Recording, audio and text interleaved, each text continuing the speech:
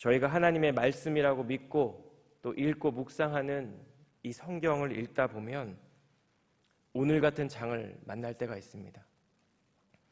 계속해서 이름이 등장하고 또 내용이 반복되는 것처럼 들리는 것이 사실입니다. 창세기 5장과 11장을 보시면 아담에서부터 아브라함에 이르는 족보가 언급되고요. 신약의 복음서에서도 예수님의 족보가 소개됩니다. 그래서 반복되는 내용이 계속해서 나오는 어떤 장을 읽을 때 과연 이 속에 어떤 하나님의 뜻과 하나님의 의도가 있을까? 그런 의문을 가질 때가 있습니다. 성경을 대하는 성도들이 혹시나 그런 마음을 가질까 봐 아마도 바울이 디모데후서 3장 16절에 이런 말씀을 적어 놓은 것 같습니다. 모든 성경은 하나님의 감동으로 된 것으로 교훈과 책망과 바르게 함과 의로 교육하기에 유익하니. 성경의 어떤 부분이 아니라 우리가 읽고 또 쉽게 이해할 수 있는 어떤 장이 아니라 모든 성경이 하나님의 감동으로 쓰여졌다라는 것입니다. 그래서 그 모든 성경이 교훈과 바르게 함과 의로 교육하기에 유익하다는 것입니다. 어제와 오늘 본문의 말씀인 느헤미야 3장에도 이렇게 반복적인 내용들이 또 많은 사람들이 등장합니다. 어떤 사람들이냐면 예루살렘 성벽 재건에 동참한 사람들입니다. 본문을 가만히 읽어보면 반복되어 언급되는 내용이 이것입니다. 누가 어디에서부터 어디까지 성벽을 세웠다. 성벽 건축에 동참한 사람의 이름이 언급되고 재건된 성벽의 위치가 언급됩니다. 오늘 본문의 말씀은 결국 예루살렘 성벽 재건이라는 사명을 감당해낸 사람들의 이야기가 될 것입니다. 그리고 이러한 본문의 말씀은 오늘날 동일하게 주님의 몸된 교회 공동체를 세우는 자로 그 공동체의 회복을 꿈꾸는 자로 부름받은 저와 성도님들에게 주님의 어떤 교훈을 전달합니다. 교회를 세우는 자로 공동체 회복을 위해 쓰임받는 자로 부름받는 저희에게 오늘 본문이 말씀이 전달하는 주님의 뜻과 마음은 무엇일까요? 첫 번째로 공동체의 참된 회복은 공동체의 구성원이 함께 이루어가게 된다라는 것입니다. 여러분, 오늘 본문에는 정말 많은 사람들이 등장하죠. 제가 어제 설교 말씀을 듣는데 어제 설교자께서 본문을 20번이나 읽었다는 거예요. 제가 그 말씀을 듣고 많이 찔렸습니다. 제가 그렇게 많이 읽지는 않았지만 오늘 본문에는 정말 많은 사람들이 등장합니다. 그런데 여러분, 이 사람들이 몇 가지 계층으로 나뉘어진다는 것을 알 수가 있습니다. 첫 번째는 지도자 계층인데요. 주로 15절에서 19절에 언급되는 사람들입니다. 15절을 보시면 샘문과 그에 연결된 성벽의 보수는 미스바 지역의 지도자인 골로새의 아들 살룬이 담당했다라고 말합니다. 16절을 보시면 그 다음은 벳술 지방 절반을 다스리는 느헤미야가 중수했다라고 말합니다.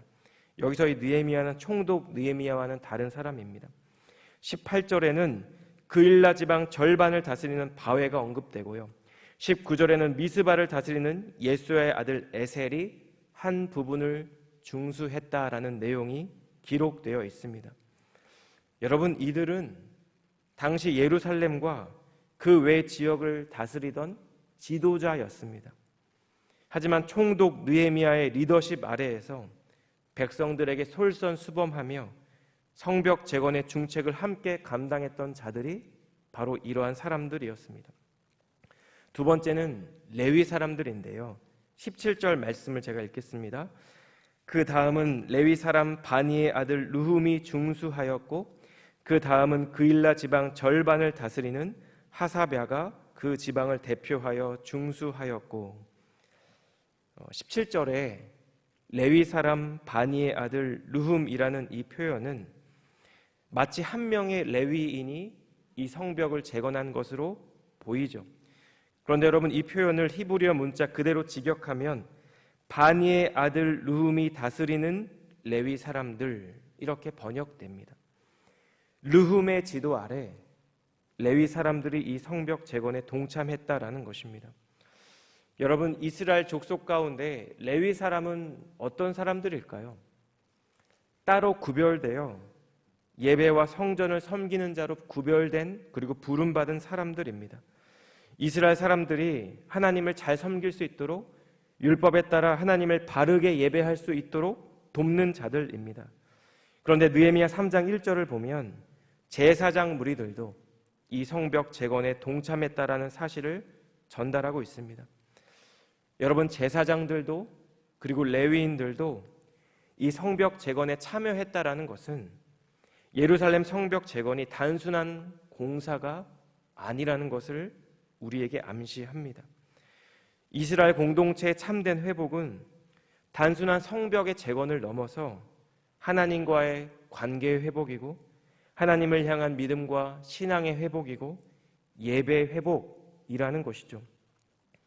세 번째로 언급되는 계층은 낮은 계급의 사람들입니다. 26절에 느디님 사람들이 등장하는데요. 저도 설교를 준비하면서 처음 알게 됐는데 이 느디님 사람들이라는 이름의 뜻이 받쳐진 사람들이라는 의미입니다. 여러분, 누구에 의해 누구에게 받쳐진 사람들일까요? 이들에 대해서 알기 위해서는 에스라 8장 20절 말씀을 살펴볼 필요가 있는데요. 다윗과 방백들이 레위 사람들을 섬기라고 준 느디님 사람 중 성전 일꾼은 220명이었는데 그들은 모두 지명받은 이들이었더라. 여러분, 역사적으로 이들은 다윗 왕에 의해 어느 순간 레위 사람들에게 넘겨진 자들입니다.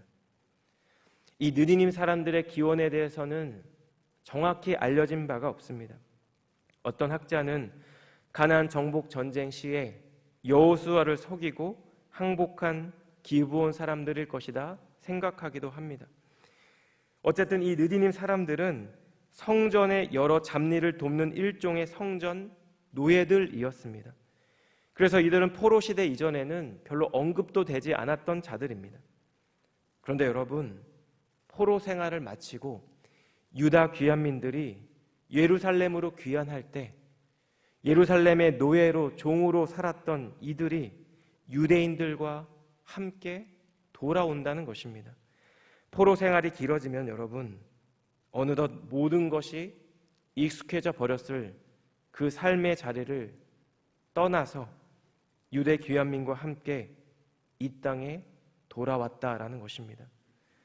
여러분, 오늘 본문에서 이들은 비록 성전의 노예들이지만 제사장과 레위인과 더불어 성전 재건을 돕는 자들로 나란히 소개되고 있습니다.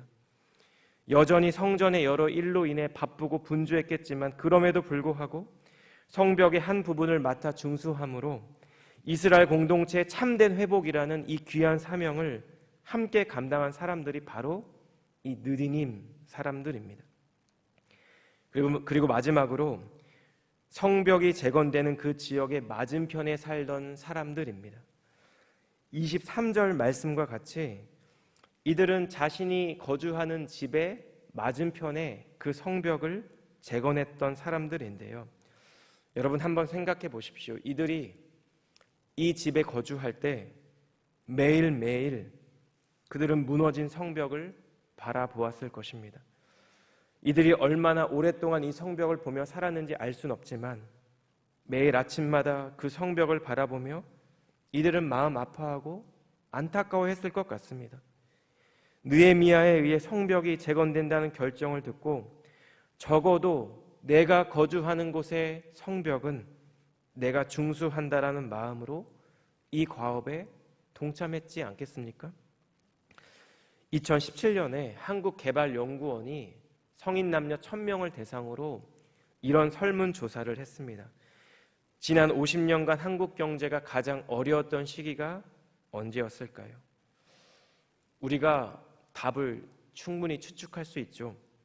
57%의 사람들이 이 시기를 IMF 외환 위기로 지목했습니다.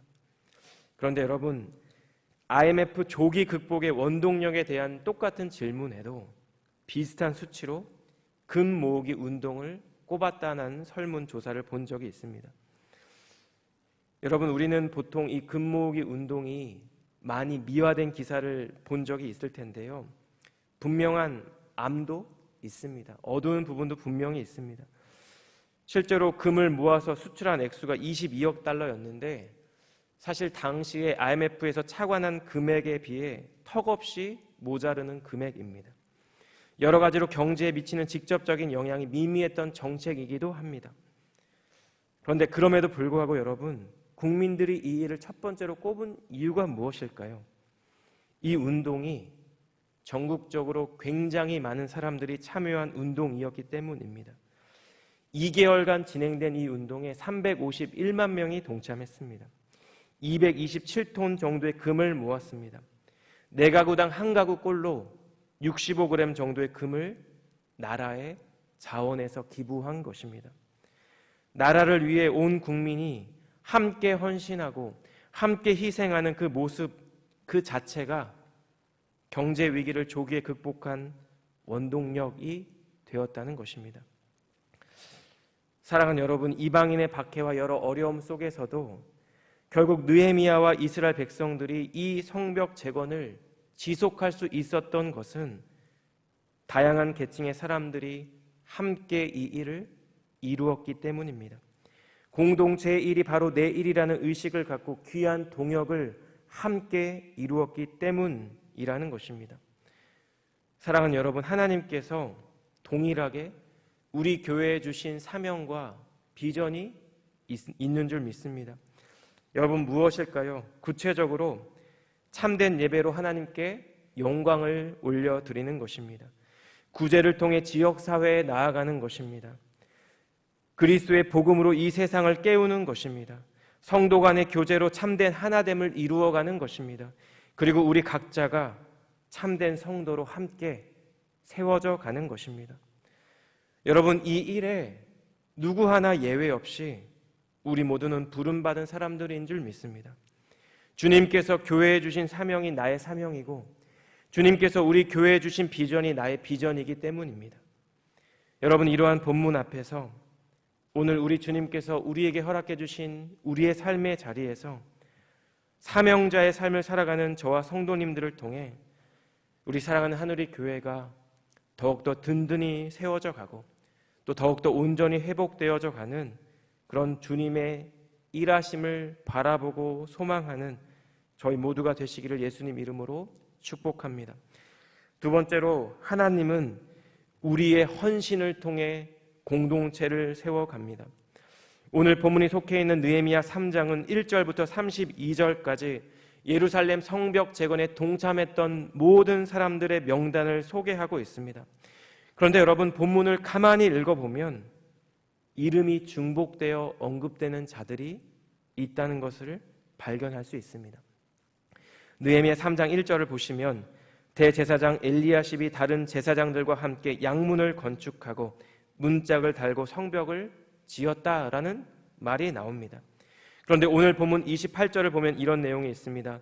마문 위로부터는 제사장들이 각각 자기 집과 마주대한 부분을 중수하였고, 여러분, 동쪽 성벽이 있었던 마문 위로부터 또다시 제사장들이 자기 집과 마주한 부분을 똑같이 중수했다라는 것입니다.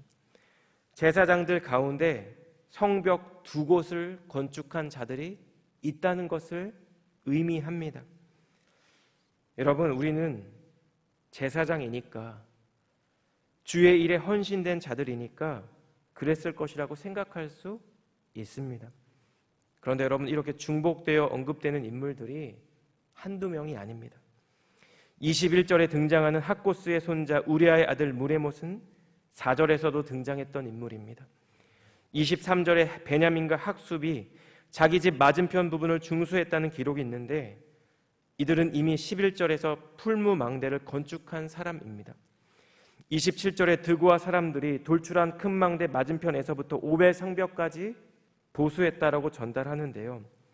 드고와 사람들은 이미 5절에서 예루살렘 성 북쪽 성벽 공사를 했던 사람들입니다.